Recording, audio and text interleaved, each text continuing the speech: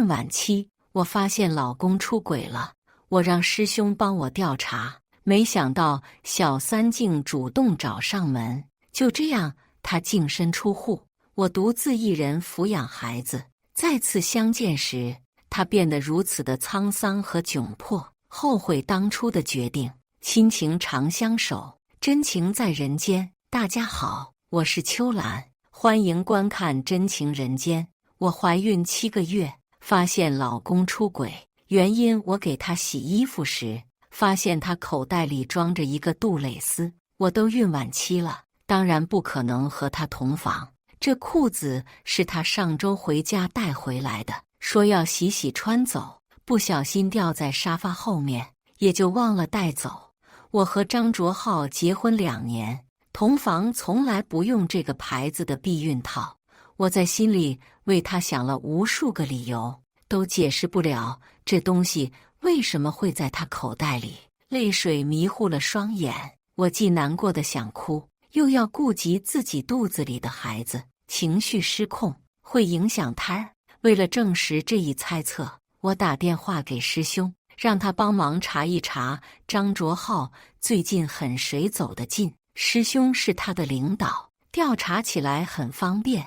张卓浩给我发微信说：“宝贝，今晚我要改图，所以不能陪你了，对不起，宝贝。”我低头抚摸着腹部鼓起来的肚子的，心里五味陈杂。如果张卓浩真的出轨了，我和孩子该怎么办？来不及多想，师兄的电话打了过来。他说：“小然，最近还好吗？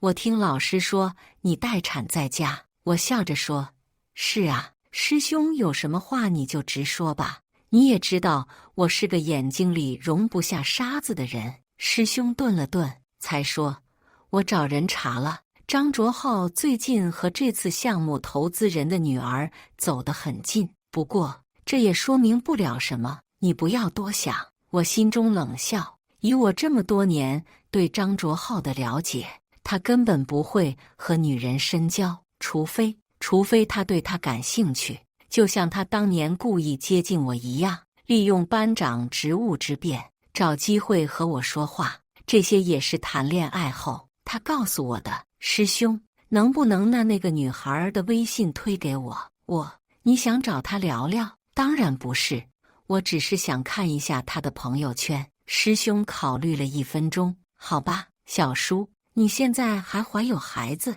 不要生闷气。我笑着说：“放心吧，师兄。”挂了电话，师兄就把那女孩的微信推给我，头像是一只迪士尼的兔子星黛露。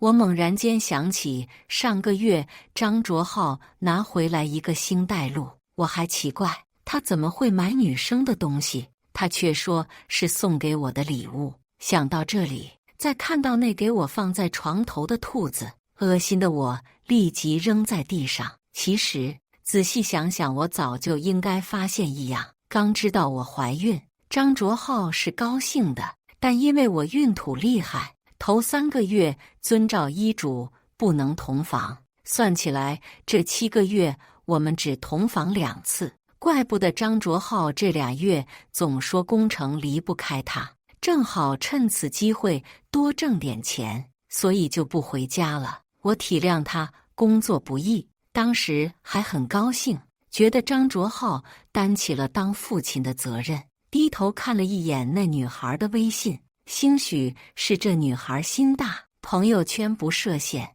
就算不添加好友也能看到。我往下滑了一页，她朋友圈大部分是晒一些美食和收到的礼物。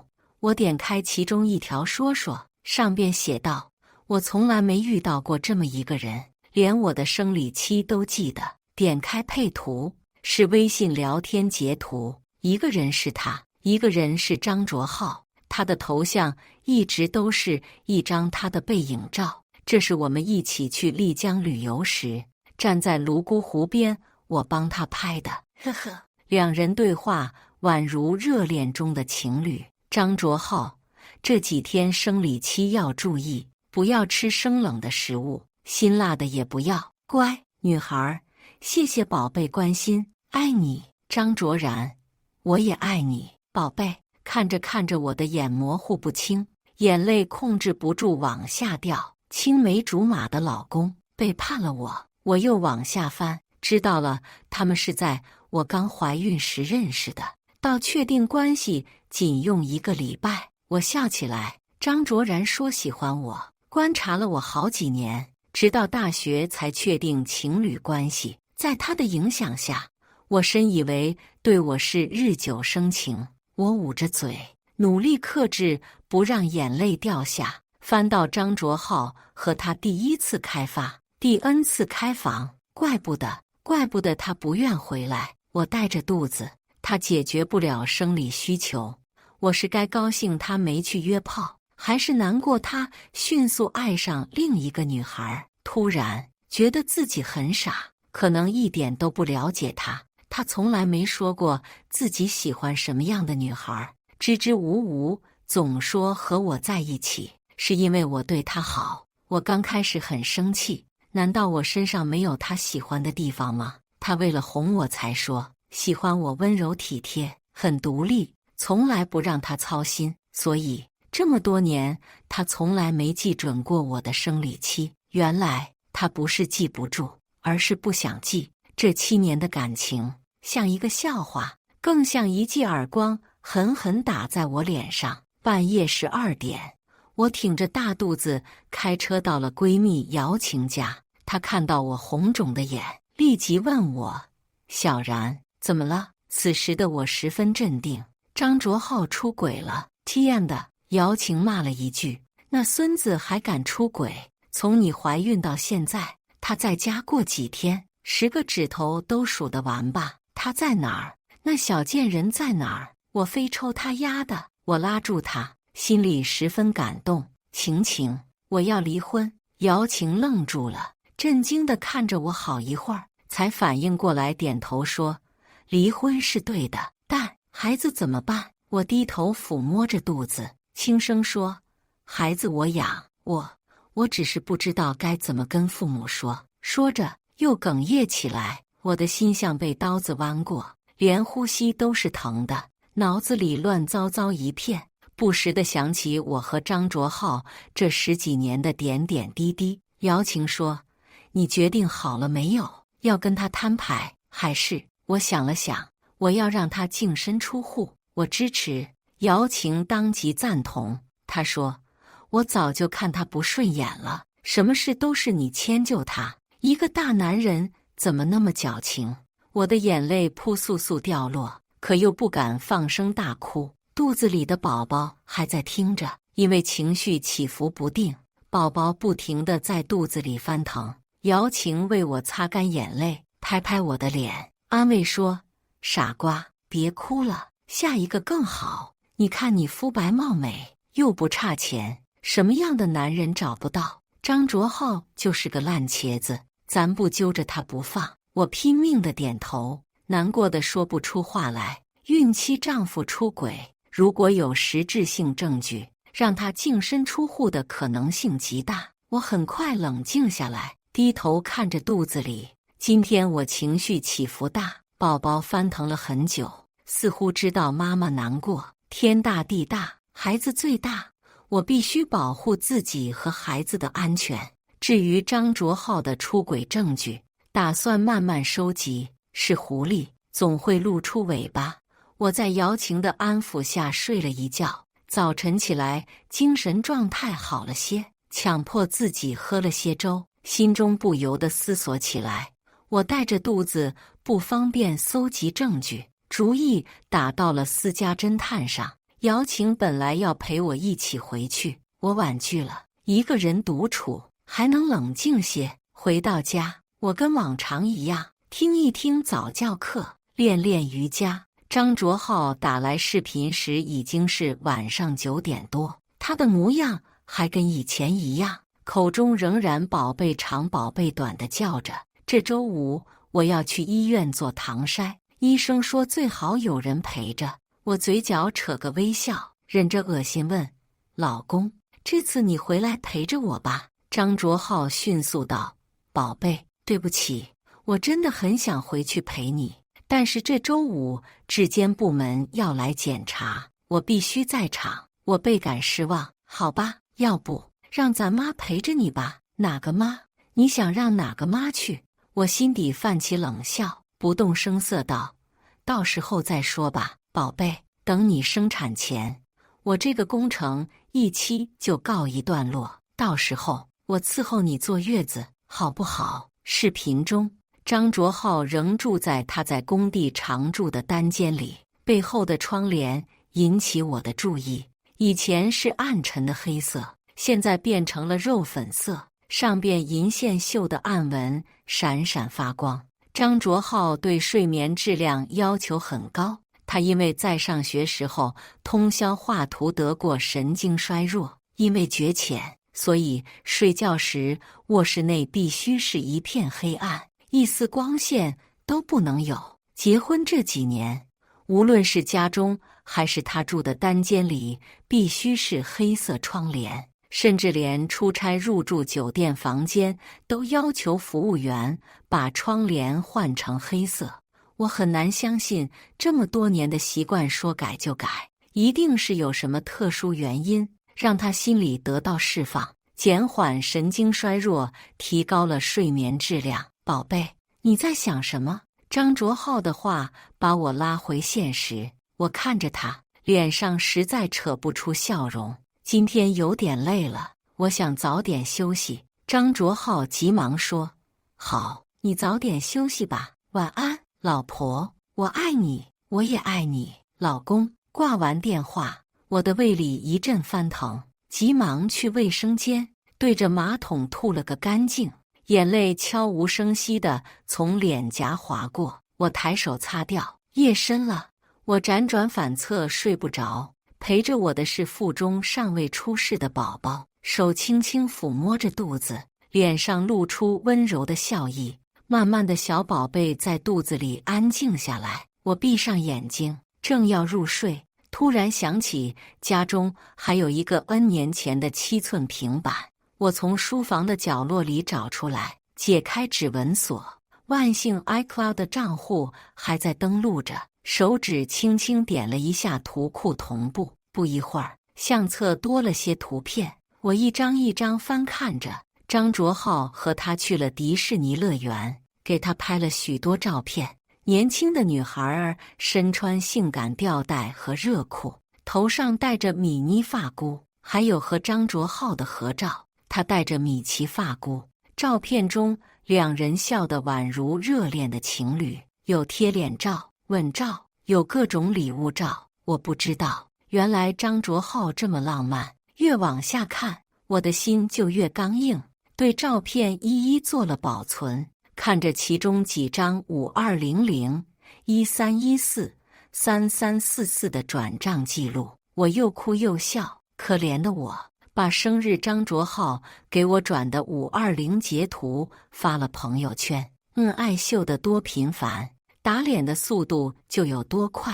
张卓浩之所以这么大胆，心中必然是笃定了我不会知道。再者是我对他的信任，他是桥梁工程师，需要常年跟着工程在外，而我作为美术老师，要留在市区教学，所以我们聚少离多。一直以来，我对他都很放心。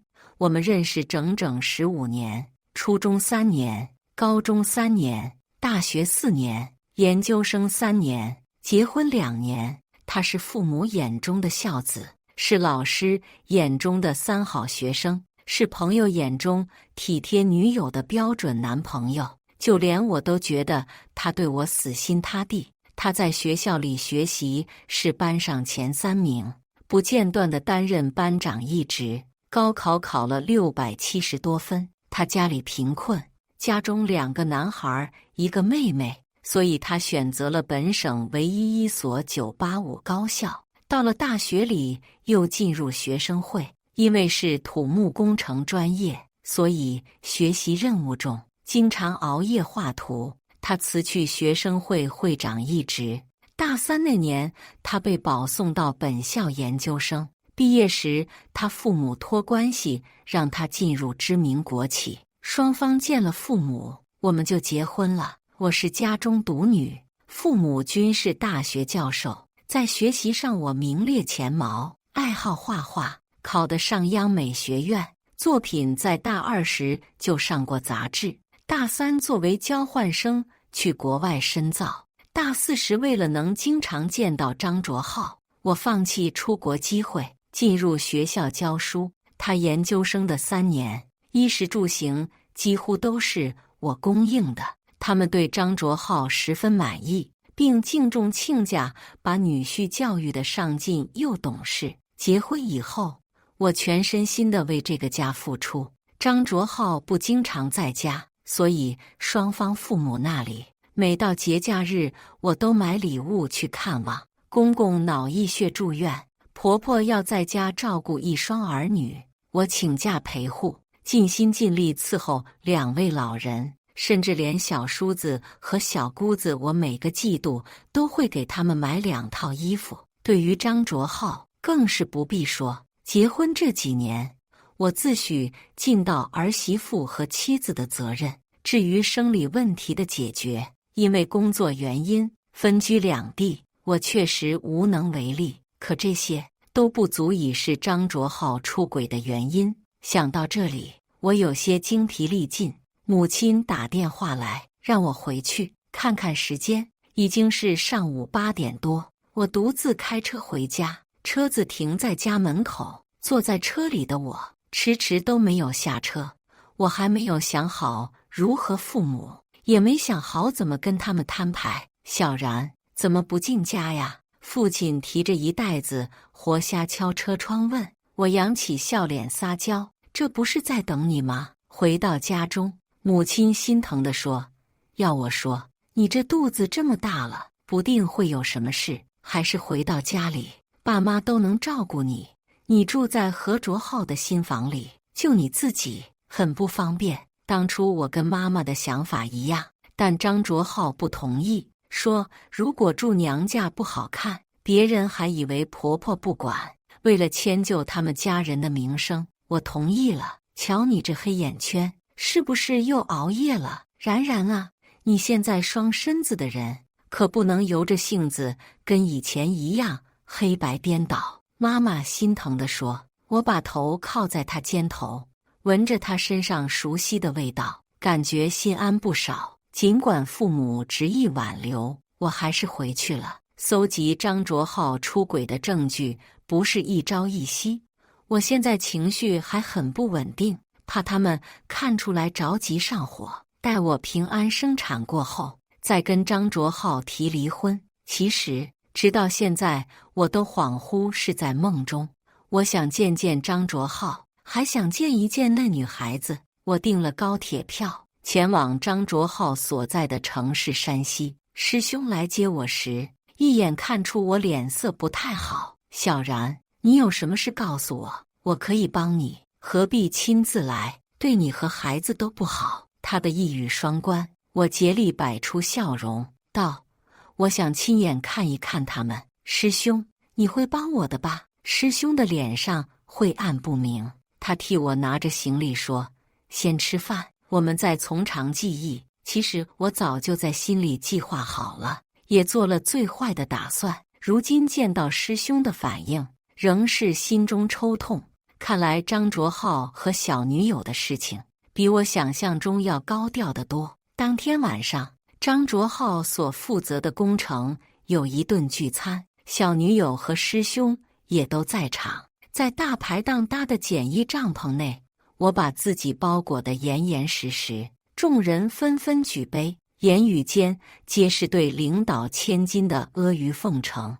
那女孩一直玩着张卓浩的手臂，两人亲密无间。我握紧了手中的筷子，背叛、愤怒、怨恨，还有多年来的感情一股脑涌上心间。看着张卓浩和他在众人起哄下喝交杯酒，我趁机按下快门，连拍数张。师兄的脸上笑容不多，频频朝我望去。我微微颔首，示意自己没事。当他们结束后，师兄走过来扶我，我双腿麻木，几乎站不起来，大颗大颗的眼泪掉落，砸在地上和衣襟上。小然，你还好吗？我咬着牙，强迫自己镇定，露出一个比哭好难看的笑容。有师兄的帮助，我顺利跟踪他们到酒店，看到他们双双进入房间。师兄扶着我的手臂，于心不忍道：“小然，回去休息吧，这里我亲自帮你盯着。”考虑到身体和宝宝的原因，我答应了。我的手一直在抖，脸色惨白的吓人，忍不住点开手机，给他发了一条微信：“老公，我想你了，在干嘛？”10几分钟过去，张卓浩才慢吞吞回复：“老婆，我在忙，不好意思。”“是啊，忙着和别人开房呢，我可以给你打视频吗？我很想你，想看看你。”这一次发微信石沉大海，我抱着手机又哭又笑。在师兄进来以前，我擦干眼泪，洗了把脸：“小然，你多少吃点东西，休息休息，不要把自己的身体和肚子里的孩子拖垮了。”他皱着眉，担忧地说。我拿起他买的披萨，大口大口地往嘴里塞，吃饱喝足，躺在床上闭目休息。第二天天还没亮，我就醒了，看看手机，是5点30分。我发了个消息问师兄：“有情况吗？”吧台说半夜5313要了一次餐饮服务，别的没有。我心中了然，经过这一夜的休整，内心已经平静了不少。上午8点，宋卓浩和女生一起出了酒店，坐在一辆奔驰车上疾驰而去。根据师兄的计时，他们在房间内共度8个小时。我连续跟踪了1周，才知道张卓浩的日常可比我想象中的要有声有色多了。搭上领导的千金，基本不用整天待在工地上班，只需要陪着千金哄得高高兴兴，工资照样发，并且还没有人敢智慧。我来时候悄悄的，走时候也是悄悄的，仍是师兄把我送进高铁站。他嘱咐我保重身体，这边的证据会一点一点帮我收集。我感激地说：“谢谢你，师兄，等我把这个婚离了，再好好感谢你。”回去以后，姚晴陪着我找到一位业内著名的离婚律师，他给了我几条建议，如果我想要让他净身出户，就按兵不动。我点了点头，按照他的建议，仿佛像没事人一样在家安心养胎。我不找事，可是却偏偏找上了我。我正在家里专心致志作画，一阵刺耳铃声响起，走过去一看，是个陌生的山西号码。“喂，你好，你好，请问您是李安然女士吧？我是江星，是张卓浩的女朋友。”我听了，呼吸一滞，嘴角上扬，露出一抹嘲讽的笑意。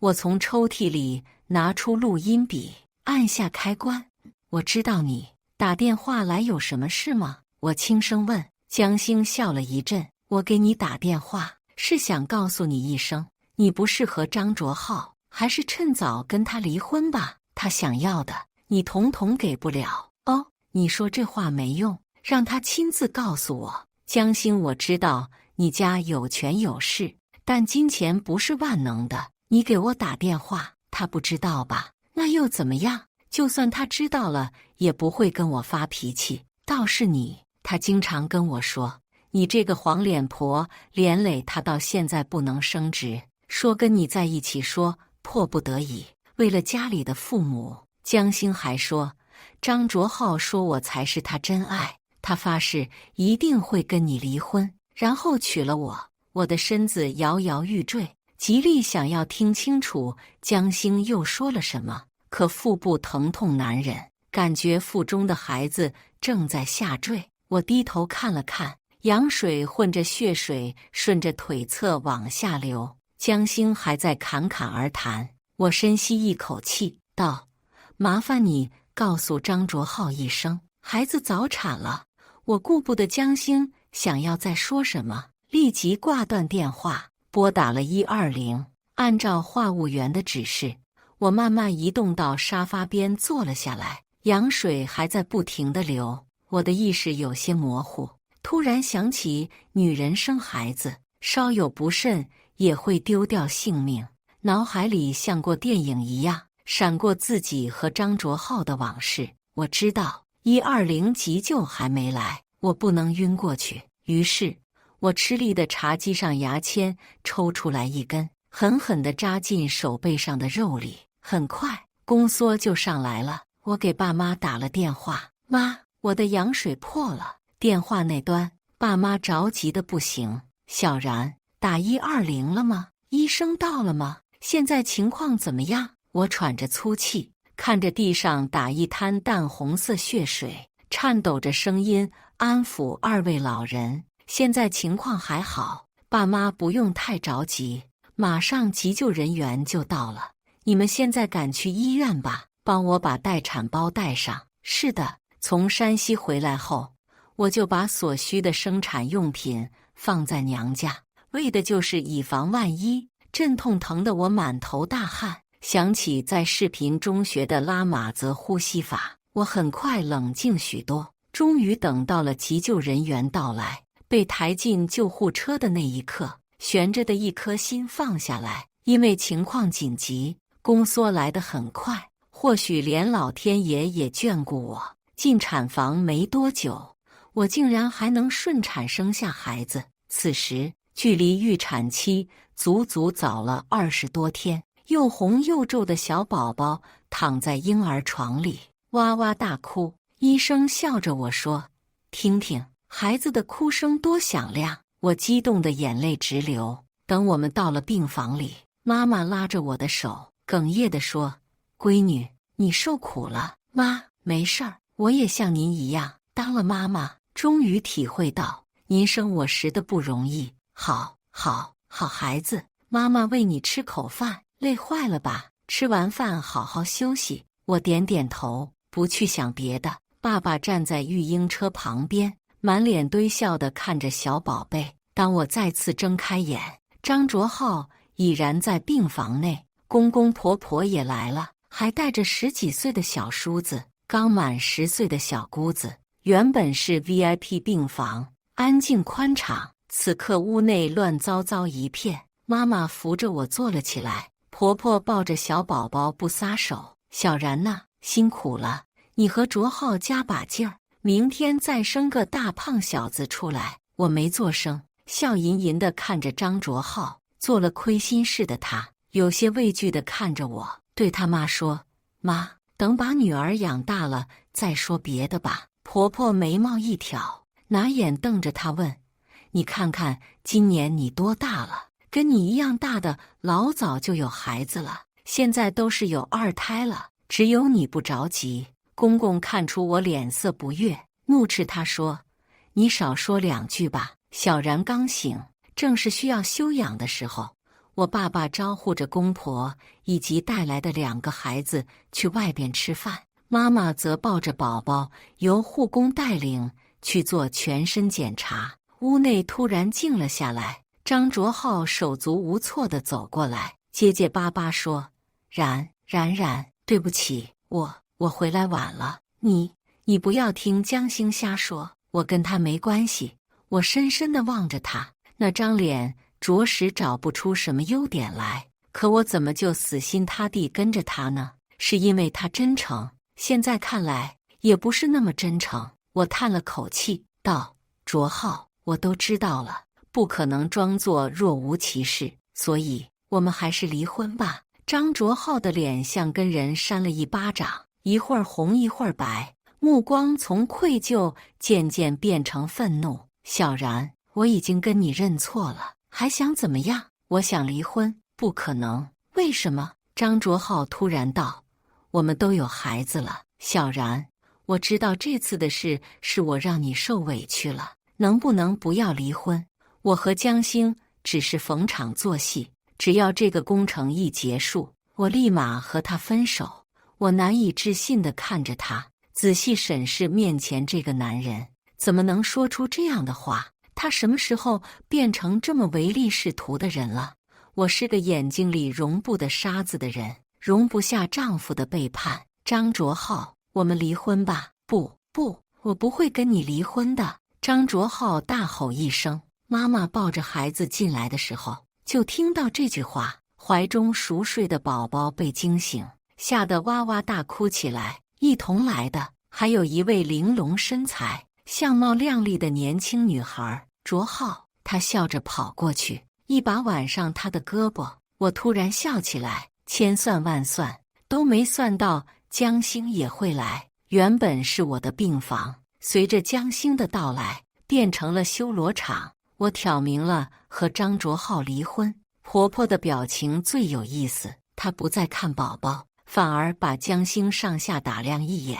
阿姨好，我叫江星。婆婆精明无比，早就看出来她带来的冬虫夏草和燕窝、鱼胶是名品。她微微一笑，轻点了下头。张卓浩迫不得已在众人面前承认出轨江星。屋内众人神色各异，唯有江星对着我露出一张得意洋洋的笑脸。我淡淡的斜睨一眼，并不在意。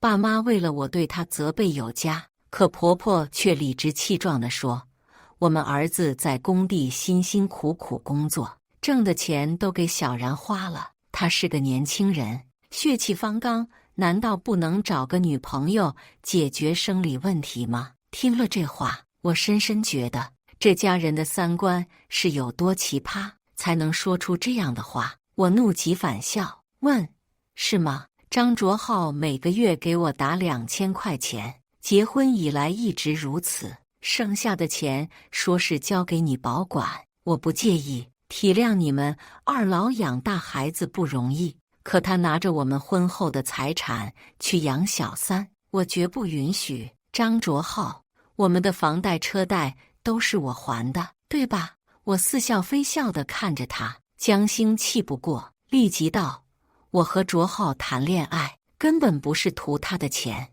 要钱我们家多少钱都有，我只要他这个人。好啊，反正我也用过了，就让给你。”我嗤笑一声，看张卓浩的脸由青转黑。妈妈紧紧握住我的手：“小然，我不知道你竟然受了这么多委屈。”我拍拍她的手背，安慰：“妈，很快我就不用受委屈了。”说完，我把离婚协议书从床头柜子的抽屉里拿出来。张卓浩，我们好聚好散，不要闹得太难看，把离婚协议书签了吧。婆婆立即从我手中抽走，拿住迅速浏览一遍，递给他。张卓浩没接，江星却接了。他看完后冷笑着说：“不就想让卓浩净身出户吗？你的那点东西我还真看不上。你看不上，有人看得上。”我的目光在他一家子人身上游离。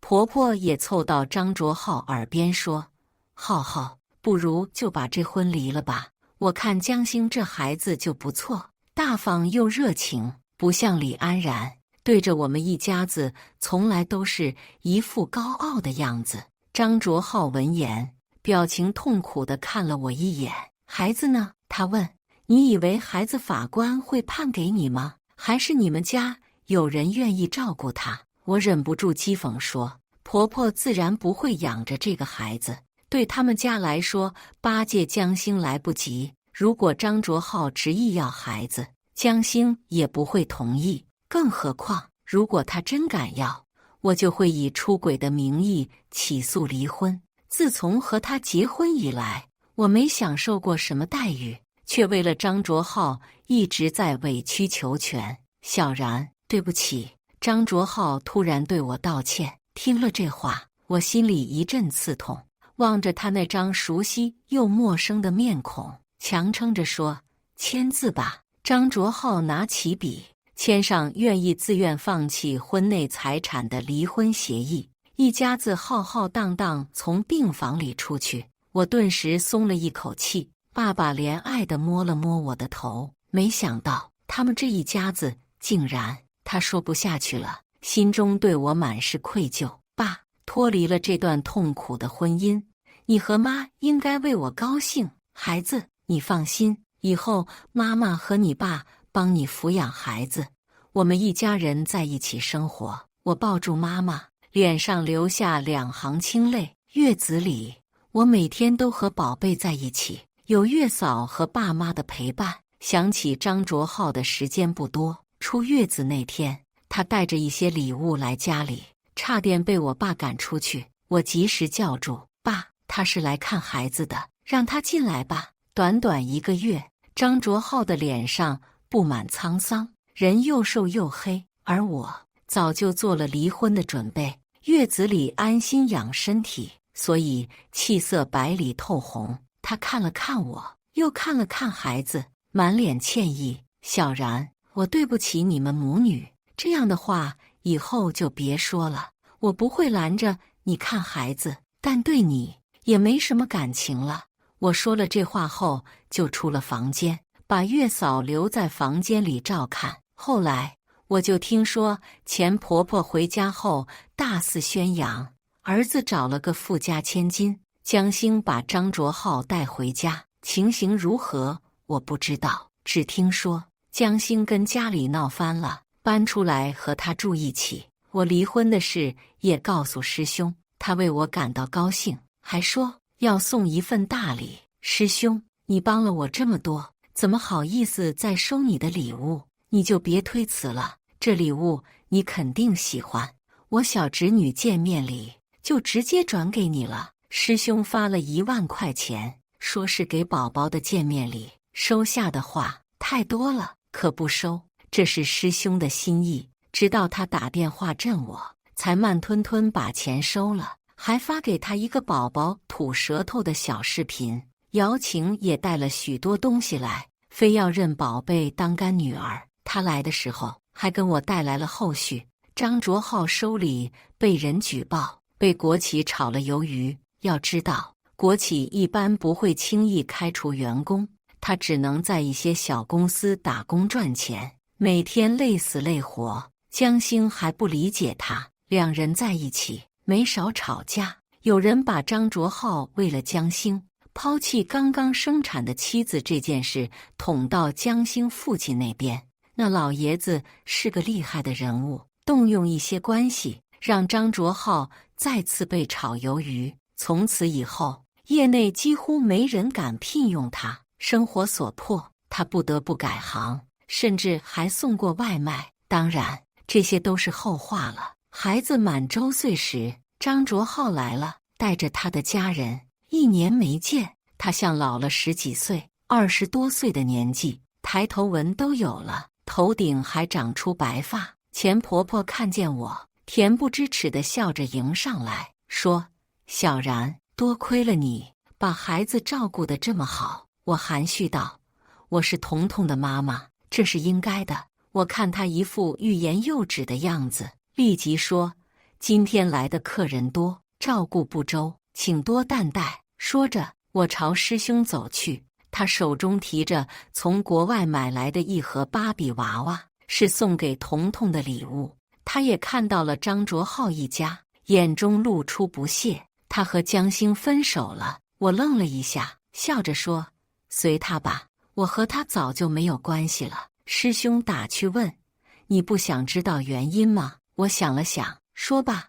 我把你交给律师的录音，关于江兴那部分拷贝下来，在他们订婚前夕寄给江兴。我捂着嘴，指着他，心想：这就是师兄口中的礼物吗？你不会心疼他吧？他问。我吓了一跳，忙不迭摇头：不会，这都是他咎由自取。张卓浩在宴会上频频看向我，总想找机会跟我单独谈谈，却一直被人打断。直到彤彤的生日宴结束，他们一家人也没跟我说上几句话。回去以后，我换了一张卡，把他们的电话、微信都删除了。关于彤彤，我让爸妈转告张卓浩，可以随时来看。当初离婚的时候有多难堪，他来到家里，我爸妈的脸色就多难看。而我很少在他来时在家，次数多了，张卓浩就明白了。爸妈帮我带着彤彤，我利用多年的积蓄开了一家画室。关于张卓浩一家人，渐渐失去了联系。偶尔听人提起，说是在本市生活不下去，就前往南方打工。我只是笑笑，没有在心中起任何波澜。感谢大家的观看，欢迎大家在下方评论区讨论。如果你喜欢这类故事，记得点击订阅真情人间，并分享给更多的人，这会对我帮助很大。再次感谢大家的观看。